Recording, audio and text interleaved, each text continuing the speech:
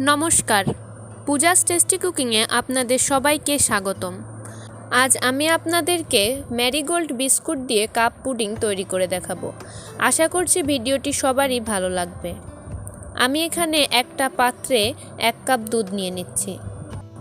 এখন এই দুধের মধ্যে আমি 10টা ম্যারিগোল্ড বিস্কুট ভেঙে দিয়ে দেব।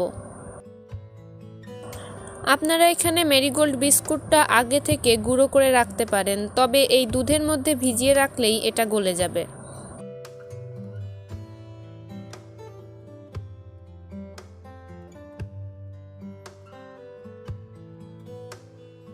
আমি 10টা ম্যারিগোল্ড বিস্কুট ভেঙে এই দুধের মধ্যে দিয়ে দিয়েছি।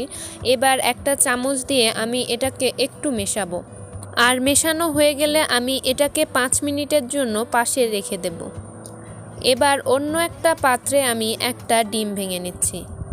এবার এই ডিমটাকে আমি একটা হ্যান্ড উইক্সের সাহায্যে ভালো করে ফেটিয়ে নেব।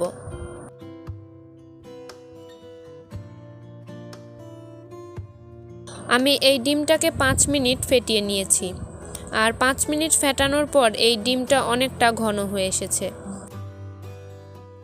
এবার আমি যে পাত্রে ম্যারিগোল্ড বিস্কুট দুধের মধ্যে ভিজিয়ে রেখেছিলাম সেটা নিয়ে সেটাকেও আমি হ্যান্ড উইক্স দিয়ে ভালো করে মিশিয়ে নেব। বিস্কুটটা দুধে মেশানোর পর নরম হয়ে গেছে, আর এভাবে হ্যান্ড উইক্স দিয়ে মেশালে পুডিংয়ের ব্যাটারটা তৈরি হয়ে যাবে। আমি দুধের সঙ্গে বিস্কুটটা ভালো করে মিশিয়ে নিয়েছি। এবার যে ডিমটা ফেটিয়ে রেখেছিলাম সেই ডিমটা এই বিস্কুট ও দুধের গোলার মধ্যে দিয়ে দিচ্ছি। এবার এই সব উপকরণ আমি আবারও ভালো করে মেশাবো।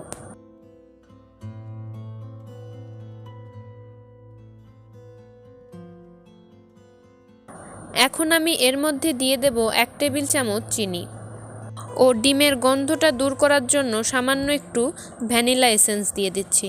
আপনারা চাইলে এখানে এলাচির গুঁড়াও ব্যবহার করতে পারেন। এবার আমি ভ্যানিলা এসেন্স ও চিনিটাকে ভালো করে মিশিয়ে নিচ্ছি। পুডিংয়ের জন্য আমি খুব সুন্দর একটা মিশ্রণ তৈরি করে নিয়েছি। এবার ক্যারামেল তৈরি করে নেব। আমি ক্যারামেল তৈরির জন্য একটা পাত্রে 2 টেবিল চামচ চিনি দিয়ে দিচ্ছি। এই পর্যায়ে আমি চুলার আঁচ মাঝারি রেখে একটা স্প্যাচুলা দিয়ে নেড়ে ক্যারামেলটা তৈরি করে নেব। দেখুন, অলরেডি কিন্তু চিনিটা গলতে শুরু করে দিয়েছে, আর সুন্দর একটা রঙও চলে এসেছে। আমি এবার এটাকে একটু নেড়ে নামিয়ে নেব। ক্যারামেলটা বেশি সময় চুলার উপর রাখলে কিন্তু তেতো হয়ে যাবে।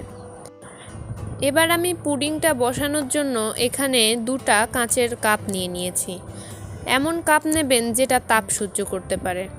এবার এই কাপের মধ্যে আমি অল্প অল্প করে ক্যারামেল দিয়ে এটাকে সেট করে নেব।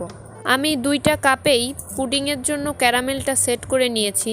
এবার পুডিংয়ের যে মিশ্রণটা তৈরি করেছিলাম সেটা কাপে দিয়ে দিচ্ছি।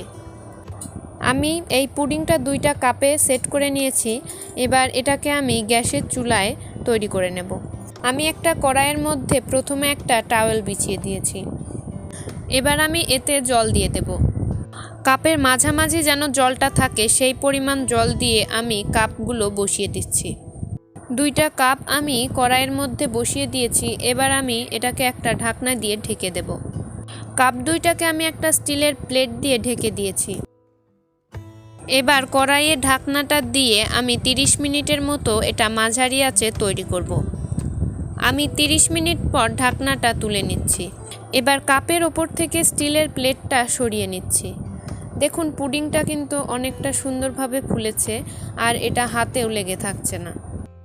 এবার এই পুডিংটাকে আমি রুম টেম্পারেচারে ঠান্ডা করব। তারপর রেফ্রিজারেটরে 15 থেকে 20 মিনিট রেখে এটা নিয়ে নিয়েছি। এবার এর 4 কোণা একটা ছুরি দিয়ে একটু ছাড়িয়ে এটাকে পরিবেশন করব।